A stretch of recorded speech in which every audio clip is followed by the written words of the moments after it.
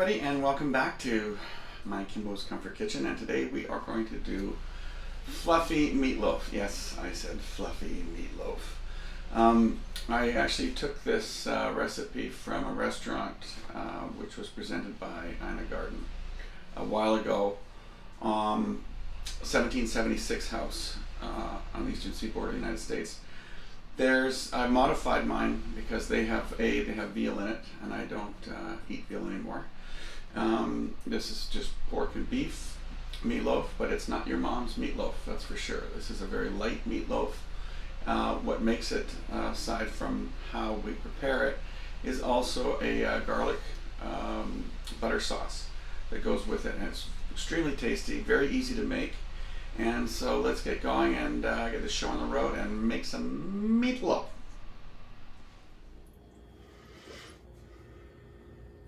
Alright, so let's get started on this. We've got chopped onions, celery, which I'm going to saute in this pan until it's soft with avocado oil and butter. And once it's been sauteed and cooled down, then we're going to put everything together. Right now I've just got panko, we've got milk, chopped parsley, salt and pepper, thyme, chive, and egg, and that's it. Like I said, this is not your mom's meatloaf.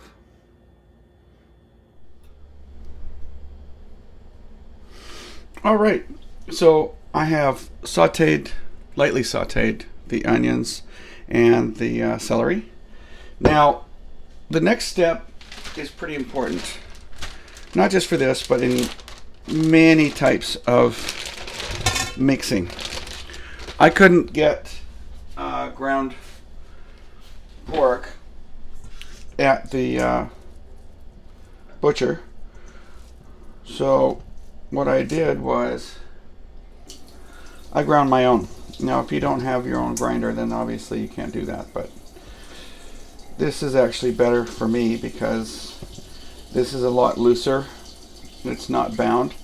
And with the whole theme of having a quote-unquote light meatloaf, which I know a lot of people think that's kind of weird, but I love this meatloaf because of the fact that it is not that dense and it doesn't sit with you like a brick after you've eaten it. So I'm just peeling the beef away, putting it on top of the pork. And the order of how you mix everything actually matters. I haven't seen a lot of videos where people talk about when they're doing mixes as to whether or not, or focusing on the fact of the order when they're doing this. So I'm using my hands obviously, because if you use a fork, that's actually pretty good too, but I'm not pressing the meat together. I'm just trying to get a decent mix here. And it may not seem like a big deal, but it actually is. So now we're going to put in dry ingredients. So we'll put wet in last. And the reason why we do that is because it's a lot easier to amalgamate dry ingredients when there aren't liquids present. So I'm putting all the herbs in, or herbs, depending on where you're from, and the parsley, and of course panko. I love panko. And salt and pepper. Now, some people are going to say, well, that's an awful lot of salt and pepper. Well, when everything's done, it's not. And it's really important in this dish to have proper seasoning. If you don't season this well, it's going to be really bland. Now, nobody likes really salty food, so I've actually gone a bit lighter on the salt aspect of it for that reason. But as you can see, I'm not scrunching all this up. Now normally, if I was doing like Danish frikadelle, I would use, which is a Danish meatball, which I also like to have really light, is I would use 2 forks And you can do that, but for most people, if you use a fork, it's easier because they're not that cognizant of keeping everything light and airy. I'm not, as you can see, I'm not pounding it. I'm just trying to get all of the seasonings together without crushing it. And then I've taken, you can see I've got a napkin here, and I've let the onions and the celery cool somewhat. It's not totally cold yet, but it doesn't matter because I'm going to be cooking it right now. And I use the napkin just to absorb extra moisture. That's all. Because I've cooked it with avocado and butter. And this is such a nice dish because of the fact that when you eat this, as I said earlier, I know I'm being redundant, but it's just not this big, heavy lump that sits in your stomach. So then finally, I'm going to put the egg in. And I'm going to put the milk.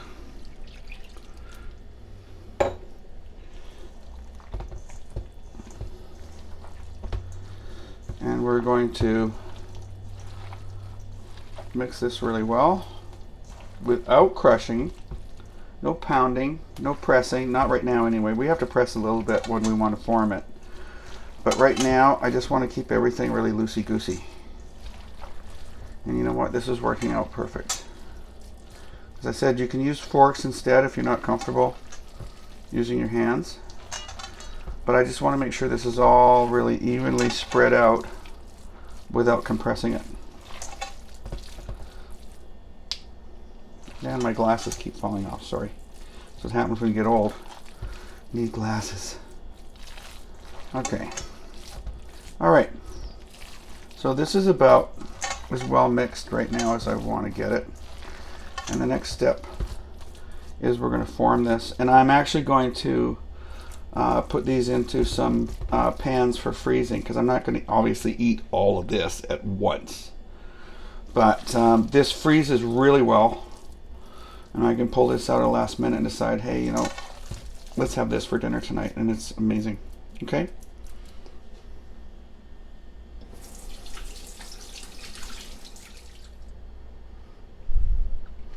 Alright, so here we go. And I'm going to, this is for freezing because definitely not going to be able to eat all this stuff. So when you pack this in, don't press too hard. Make sure there's no gaps in the bottom when you put it in, because that creates problems when you have air holes. And as my wife Linda says, they've got to be fluffy. They've got to be stained fluffy because she loves the fact that they're so fluffy. So here we go. So that's one, and I'm going to do the rest of these and then leave the last part for me, and then I'll show you how we prep that for the oven.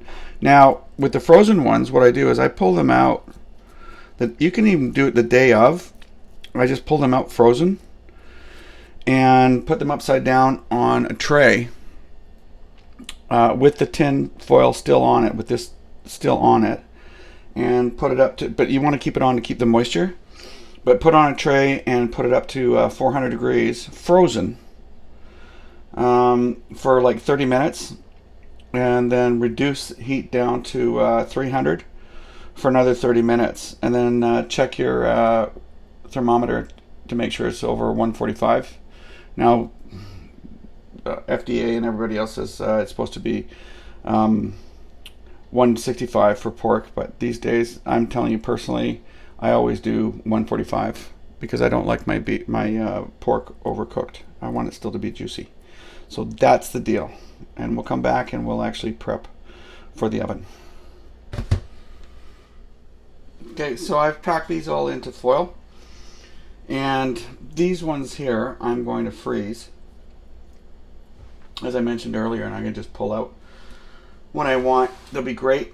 And this one I'm going to do on this episode, which is enough in our family to feed 4. But the nice thing about this is that even with feeding my mom, this is I love this as a leftover, is my point. So next we will get to, I'm going to put this in the oven at 350. I'm going to invert it, and I'll show you how I'm going to do that in a second. All right, so here we go.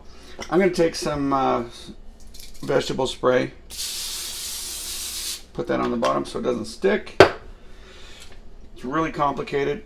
I'm going to do that same thing right there. I know it's very pretty.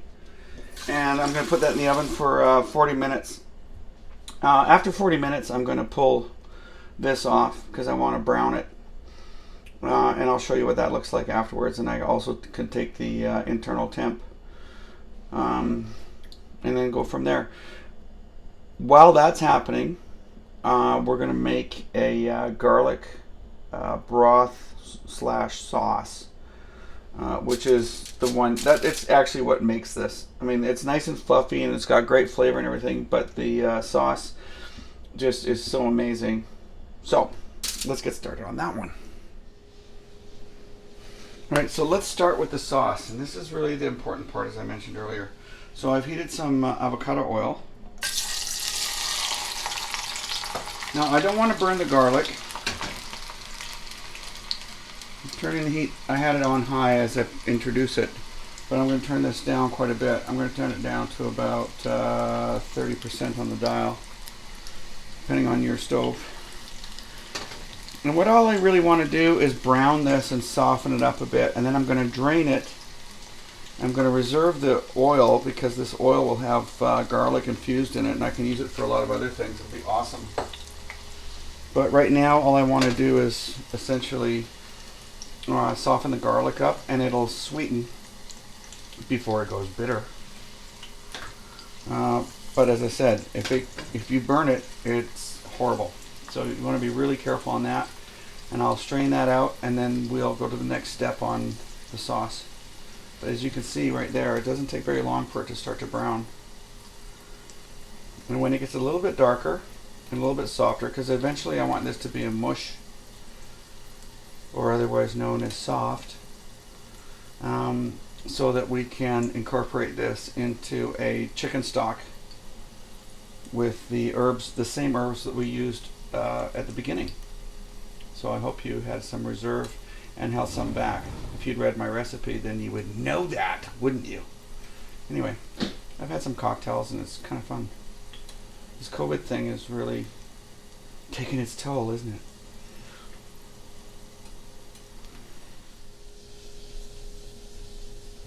Alright, so I'm at the 20-minute mark for the meatloaf in the oven, meaning it's been in 20 minutes, and mark another 20 minutes because we want 40 to check it out. And I've roasted the garlic and drained it, and I'm now going to put that in to low sodium chicken stock, and I'm going to put that on actually high heat. I want this initially to go into a boil, and then I'm going to reduce it right away into a simmer, and we're going to do a reduction on this, and then we're going to add I don't know, a little butter to it just to see what happens. It's all part of the recipe, really. Okay, so I've just pulled it out after 40 minutes at 350. And I'm going to check the internal temperature. It's at 135, which is perfect, because I'm going to put this back in the oven without, oh well, see what happens when you poke it? All the juice runs out. But I'm going to put this back in the oven and let it brown. In my oven, I'm going to change it to convection broil. If you don't do that, that's fine. It'll still brown, but it's an option that we have. Alright, so I've pulled this out of the oven at another 10 minutes, so altogether about 50 minutes with the tin foil off top. And I'm going to check the internal temperature.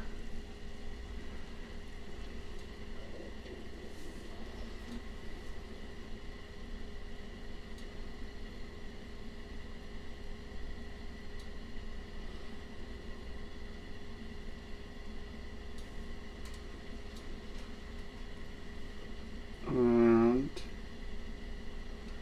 It's at 155. And we're going to leave that, and we're going to let this rest. As you can see, the juice is still leaving. And I'm still doing a reduction on the sauce. And I've got potatoes. I've got new potatoes that have been boiling for the last 10 minutes. But before we serve, I'm still doing the reduction on this. I've got another 10 minutes, and I've got new potatoes that are steaming right now. And I'm going to take the same herbs that I had before, and I'm adding more of these in to the reduction.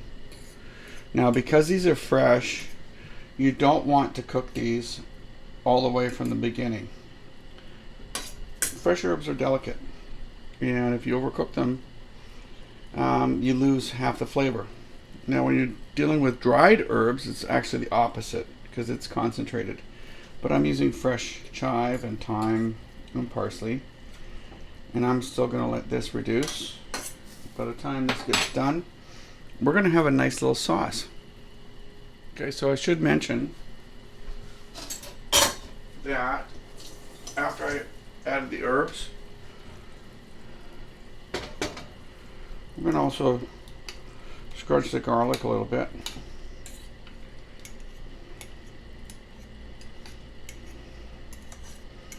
You know, it's very technical, scrunching. Not to be confused with scrunches. Anyway, you get the idea. By the time the potatoes are done, this will have reduced enough to form a beautiful sauce. Right? All right, so let's plate. We're going to take a couple of slices of this meatloaf. Sorry, this fluffy, amazing meatloaf.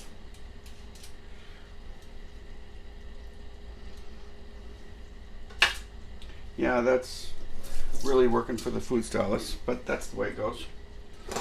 And actually, I can't do that. We'll do that instead. Way better, can't you tell? And I've got some new potatoes.